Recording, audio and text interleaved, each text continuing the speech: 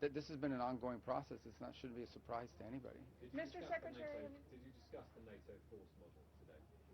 It didn't come up in directly in our, but again, it ties back to the same conversation, and that is, in a moment of conflict, what can everybody commit? And that decision, I think there's going to be some announcements on it later today in regards, if it hasn't come out already, in the next few days, and it'll be a collective product. I mean, they've been working it through the internal systems of NATO in terms of the force postures of what we would be able to supply along with others. Every country has to constantly reevaluate what their needs are, what their commitments are around the world, and how to properly structure that. Mr. Secretary, the Iranian... What? Do you think it's a case for the U.S. to reduce its contributions to the force? Well, I'll let the folks in the Department of War and over at NATO make those announcements. But this is not a decision that was made on the back of a napkin. I mean, this has been an ongoing process involving other countries as well, and the contributions they can make. It's not just our force posture, it's what other countries can contribute as well to come up with something that works for NATO and that's realistic and that allows us to force posture, for example, in a true front conflict. So, but again, this is all technical work that's being done by military people. These are not political decisions. Mr. Secretary, have you What's that? made... I'm sorry? Are you from Sweden? Yes. Okay, you have a great country. This is a great country. This is a beautiful place. Wow. Thank you. I wish you were here longer. And they keep apologizing to me for the weather. There's nothing wrong with this weather. Miami's 95 degrees with mosquitoes and humidity this time of year. That's all right. We could swap. Yeah, but your sunrises are way too early. It's like 3:45 and the sun is up. What's wrong with these people? It's not your fault. Go ahead. With the weather, what are you going to report back to President Trump from your impressions of the Helsingborg meeting? And also, have you got anything reassuring to say about the support for Ukraine that Sweden fear might be fading? Well, I mean, Ukraine's getting more support than they ever have through the Pearl program that the United States continues to be involved in. There's been no changes made to that program. Look, my job here today was to come and set the stage for what will hopefully be a successful leaders meeting in Ankara in about 6 weeks. I think we all know what the situation here is. Number one is, like always, and this is not new. I mean, if you go back 30 years, there's never been a time in which there hasn't been a debate in American politics about what our presence and our contribution to NATO should be. And that is always driven by what is the value of NATO to the United States. I understand NATO is valuable to Europe, and it should be. It also has to be valuable to the United States. So we always have to make that argument in every administration and every era. And that's what we're in the process of doing now, is explaining, you know, this is the value of NATO to the United States. Related to that is what our force posture is within that alliance, what our contributions are. So obviously, one of the things that I've always used, and I've long been an advocate for NATO in my time in the Senate, and one of the arguments I always made was that these bases in the region provided us logistical options that we wouldn't otherwise have. And when some of those bases are denied to you during a conflict that we're involved in, then you question whether that value is still there. So that's going to have to be discussed. There's no doubt about it. I think there's also going to have to be some focus on how, a year after the meeting at The Hague, how much progress has been made in terms of the increased contributions. There are some countries that have doubled their defense spending over the last few years. There are others that are still lagging. In the end, the goal is to have a NATO that is strong, and the stronger our NATO allies are, the stronger NATO is going to be.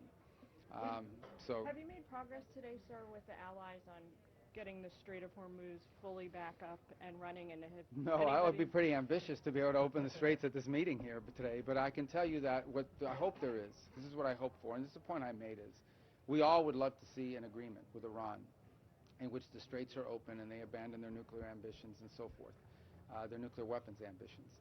That's what we would all hope for, and that's what we're going to continue to work on, and that's what work is ongoing even as I speak to you now in that regard. But we also have to have a plan B, and plan B is, what if Iran refuses to open the straits? What if Iran decides, we refuse to open the straits, we're going to own the straits, and we're going to charge tolls for it? Okay, at that point, something has to be done about it. And I would argue that there are countries represented here today that are more deeply impacted by this than even the United States is. So all I'm saying, and I've said, and I think this has been reiterated by others, there are other countries that agree with me on this, is that we have to start thinking about what do we do if a few weeks from now Iran decides, we don't care, we're going to keep the straits closed, we're going to sink any ship that doesn't listen to us or doesn't pay us. Then someone's going to have to do something about it. Okay, they're not just going to voluntarily reopen the straits in that scenario. So we have to start thinking about it. I raised that point today. I got a lot of nods. I got a lot of people that came up to me afterwards and acknowledged it. But we don't have an announcement for you today in terms of something that's happening. I know there's a plan in place for what to do if the shooting stops. It's what the French-UK initiative talks about when the conditions are set. Well, what they mean by where the conditions are set is when no one is shooting. And but we have to have a plan B for if someone is shooting. You know, how do you reopen the straits? And so I made that point today. I don't know if that would be a NATO mission necessarily, but it would certainly be NATO countries that can contribute to it. Go ahead. Of Canada or of European partners with regard to reopening the strait today? Anything that they can No, no concrete ask today. I mean, that's not what the purpose of this meeting was. But I raised the point I just made a second ago, and that is that at some point, you know, ideally they open the straits. You still, if let's say Iran decides to open the straits and say, okay, we're not going to shoot at people anymore, someone's still going to have to go in and reduce these mines. And some of these countries have a lot of minesweepers, so they could play a key role. And I think that's the utility of the UK-French mechanism that they've set up. But I'm saying plan B needs to be, what if Iran says, no, we refuse to open the straits? Then someone's going to have to go in and do something about it. That doesn't mean we couldn't do it. We could. The United States could do it. But there are countries that have expressed an interest in potentially being a part of something like that if, in fact, we get to that point. We don't need their help, but they're willing to do it. And I think we should take them up on it if they are. But I don't think there's been any firm commitments or firm asks today. It would be premature. But I just raised the issue that this is something we may need to confront at some point. Again, if we can't get an agreement done, we'd prefer to get an agreement done. Another Go ahead. Swedish question, please. Yes. It's your country, I have to. With the Swedish administration today, what was the most important outcome of that meeting? With your administration here? Yes. Oh, first of all, well, again, I told them what I told you. They did a great job of hosting this, and they've been a model ally, really a tremendous addition to NATO. Beyond that, we are cooperating. We have for a long time cooperated on issues of technology and so forth. As an example, Ericsson's a very important company. It's one of the only companies in the world that can compete in 5G and 6G with Huawei, for example. So we have a vested interest in that. We've partnered with Swedish companies for a very long time. Today we signed a memorandum of understanding that further adds to our cooperation on biomedicine, biotechnology, AI, all of these innovative, and we're building on a foundation of years and years, actually decades, of cooperation between our two countries. In fact, the first country in Europe that signed on to Pax Silica was Sweden. So we have already sort of a pre-existing relationship when it comes to collaborating on innovation and in technology that just makes it logical to build on. And that's what we worked on today. And that I think is very meaningful, what we signed today, because I just think it's going to give further impetus to what we've already done in the past together. Obviously, President Trump and President Latching of Taiwan if that happens.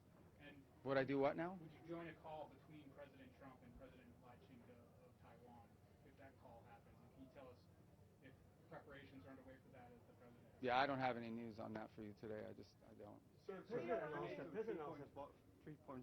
Is there a concrete timeline? Because many Europeans are maybe scared that we have less Americans. It's still the most powerful army in the world.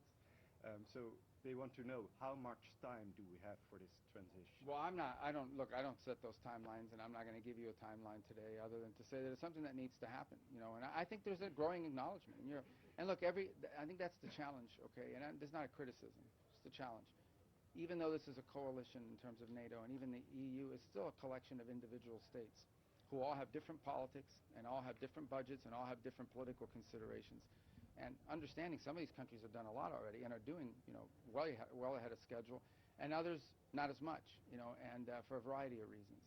And so that's always the challenge with this, is that it's at the end, even though it's an alliance, you're dealing with, you know, individual countries who have their own political dynamics at play. And but look, it can't take forever, because ultimately there are decisions we need to make in terms of our own global force posture. Can you talk about the role of Qatar in terms of negotiating an end to the Iran war? There's some reporting today that a Qatari delegation negotiating team is in Tehran coordinating with the U.S. on trying to bring the war to an end. Well, the primary interlocutor on this has been Pakistan, and it continues to be, and they've done I think an admirable job, and that's who we continue to work through. Obviously, other countries, you know, have interests, because especially Gulf countries that are, you know, in the middle of all this may have their own situation going on. We talk to all of them, but I would just say that the primary country we've been working with on all of this is Pakistan, and that remains the case. And it's my understanding he was supposed to go yesterday, but it could be as early as today, that Field Marshal Munir could be traveling there very, very soon. And we're in constant communication with him. At the highest levels of our government are constantly talking to him. The president announced that. Do you think that? Sorry, sir. Do you think that the administration has to respect the 76,000 thresholds, U.S. troops deployment in Europe, or set by Congress, or do you think you can go below that? Below the 76,000 troops. You're asking me a legal question, like of our laws, or no? We need to. The United States has global military commitments. We've made commitments to South Korea, to Japan, to other places as well. We're constantly reevaluating the threat matrix in the world. Where could a conflict emerge? Are we properly postured, and so forth? And so this is always the work. Every Department of War, every Pentagon, over every administration has constantly had to reevaluate these things. And so, you know, we'll continue to reevaluate. That's been an ongoing process. It started from the first day of this administration, and throughout it, in coordination with NATO countries. So none of this is surprising, although, you know, obviously I understand why it creates some, you know, nervousness. But I think there's a broad recognition that there are going to be eventually less U.S. troops in Europe than there has historically been, for a variety of reasons. In fact, there was a surge after for example, the movement of troops from Germany that was announced a week ago. The Germans didn't freak out about it because they knew it just took us back to the 2022 numbers, and it was, I think, a reduction of less than 11 or 12% of our total presence there. And understand sometimes when these numbers come out, these aren't just people with guns. These are support staff. I mean, there's all kinds of other things. These aren't just fighters, war fighters necessarily. They're all the support that comes with it. So, although they may be in uniform, and so nonetheless, I mean, but that's always going to be an ongoing process. All right, I do have to run, so a couple more. On that any role for NATO to play when it comes to the situation in Cuba? NATO's far from Cuba. I know. We haven't talked about that at all. What do you see as Sweden's role within NATO? Important. I mean, Sweden's been an incredible addition to NATO. Understand, there's a country that basically had to defend itself for a very long time, but it has a robust and mature manufacturing sector, industrial sector, technology sector. So, look, this is not a criticism, so I don't want you guys to read into this as like I'm criticizing some country. But generally, you know, the additions to NATO have been countries that joined because they were in a weak position, and so they joined because they needed the collective strength of an alliance. But when we added the two countries, Sweden being one of them, these are two countries that brought to the table capabilities that NATO didn't used to have, and with whom we've already had long-term defense agreements for a very long time in cooperation. So Sweden was an incredible addition and made the alliance much stronger, no doubt about it. And especially now, we're talking about, one of the things we talk about is the defense industrial base. I mean, Sweden had a mature defense industrial base that it now brought into NATO, so the opportunity we already work on aircraft together and so forth. The ability to build on that is extraordinary, and that's one of the things we want to be able to do. And beyond defense, you know, on other areas that touch on defense but maybe are not defense directly. You may have already Mr. Secretary, that there... Did you get a question? Only one. I know, but where's guys greedy? All right, this is my last one. I apologize. I got to fly to India. Go ahead. Greenland and the Arctic. Have you been discussing that? We had an Arctic. Well, we didn't discuss Greenland today, but we had an Arctic meeting today of the 7 countries, and very positive. We'll have a joint statement. I don't know if it's out yet. It should be out in a moment. And I think there's a growing. Although this is an effort that's pre-existed, I think there's a growing commitment to make it a regular part of our engagements as NATO is to focus on Arctic security for obvious reasons. We're an Arctic nation. We're always going to be focused on the Arctic. It's great to see that other countries are part of this effort now, and that it's going to play a more prominent role. The Arctic's going to play a more prominent role in NATO and in discussions around NATO. So we had our political officers met a few days ago and worked out a lot of details on the joint statement, and then we had a foreign ministers meeting today and potentially a leaders level meeting at some point on it as well. So it's a good forum within NATO, and I thought today was very positive, and the joint statement should reflect that. Okay, I said that was about, I'll do one more because I'm a nice guy. The president announced 5,000 troops going. I apologize. All right, I'm going to do one more, and then I'll do you because you're so persistent. Go ahead. Thank you. Have the peace negotiations under American leadership in Ukraine stalled? Do you think that Europeans... the peace negotiations on Ukraine under American leadership. Let me just say, we got involved, okay, because we were told we were the only ones that could do it. We were the only ones that the Russians and the Ukrainians would talk to. So we got involved. They were not fruitful, unfortunately. That's the play. We stand ready to continue to play that role, despite leaks that are not true, despite stories out there about us forcing the Ukrainians to take this position or that position, which are not true. If we see an opportunity to pull together talks that are productive, not counterproductive, and that have the chance to be fruitful, we're prepared to play that role. There are no such talks occurring at this time. But we hope that will change, because that war can only end with a negotiated settlement. It will not end with a military victory by one side or the other, at least from a traditional standpoint of how military victories are defined. So it will have to lead, and if we can play a role in making that happen, the President is very much interested in doing it. We just, over the last few months, just sort of sensed that there wasn't a lot of progress being made, but maybe dynamics will change, and if they do, we stand ready to play whatever constructive role we can play. If someone else would like to handle it, they should. But it doesn't appear to be anybody else in the world right now that can handle it. So we're more than happy to do that if the opportunity presents itself to have constructive and productive talks. We're also not interested in getting involved in an endless cycle of meetings that lead to nothing. Okay. Very quickly, yeah, I appreciate that. Very quickly. And then I got to go. The President said that 5,000 troops will be going to Poland. Can you please clarify where will they be coming from? And separately, they'll be coming from America. They're Americans. You mean specifically where? Mm-hmm. I'll leave the details on that to the Department of War to announce how these. 5,000 Yeah, but in fairness, I'll leave it to the Pentagon to tell you the specifics of how logistically that's going to work.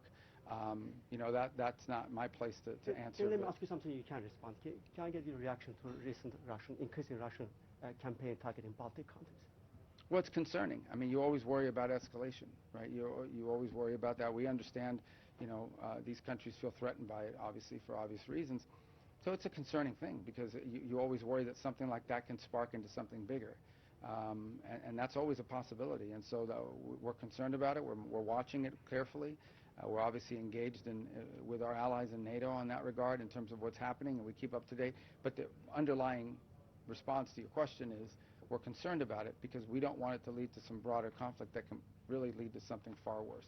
The Iranians today said, Mr. Secretary, that there's some forward movement. I said the same thing. I can't believe I said the same thing that the Iranians did. There's been some progress. I wouldn't exaggerate it. I wouldn't diminish it. There's more work to be done, but look, yeah, there's been some, and that's a good sign. I'm glad they said that. We're not there yet. I hope we get there. The President would prefer to do a good deal. But you asked me if I'm optimistic. I don't characterize it as optimistic or pessimistic. We're going to respond based on the facts as we see them and as they emerge. So what the President has outlined as his priorities are clear. Iran can never have a nuclear weapon. The issue of highly enriched uranium has to be discussed. Its disposition has to be dealt with.